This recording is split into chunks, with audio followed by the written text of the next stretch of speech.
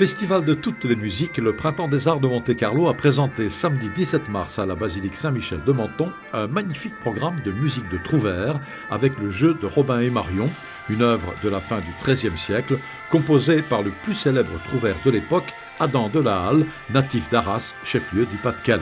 Le jeu de Robin et Marion a été interprété par l'ensemble Micrologus, l'un des meilleurs ensembles à contribuer à la redécouverte de la musique médiévale. La musique du jeu de Robin et Marion, il était tellement connu à l'époque que le mélodie principale de différents personnages, donc l'air de Marion, l'air de Robin, l'air de différents pasteurs, bergers, après il est servi comme ténor ou comme deuxième voix de certaines compositions polyphoniques, des motets.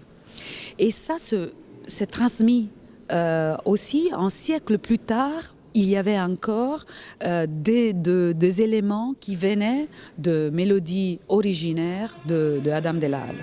Donc c'était quelque chose qui a eu beaucoup de succès à l'époque et qui s'est transmise pendant les années à suivre. Donc même 5 ans après, qui c'est assez extraordinaire, ça veut dire que nous, aujourd'hui, on fait la musique du passé. Mais à l'époque, eux, ils faisaient la musique de leur présent.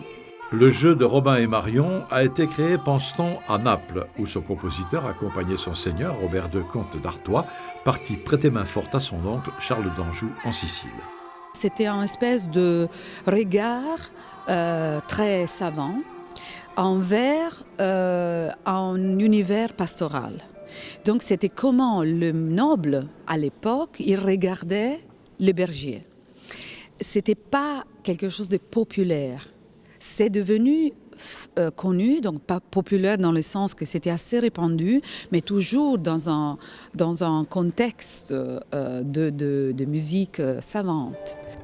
L'ensemble Micrologus, qui a enregistré près de 30 CD souvent récompensés, participe également à des œuvres cinématographiques et chorégraphiques. Ils ont notamment travaillé pendant 2 ans avec le chorégraphe Sidi Larbi Cherkaoui. Parmi leurs projets, un programme de musique autour des carnavals florentins à travers les visions opposées de Laurent de Médicis et de Savonarole.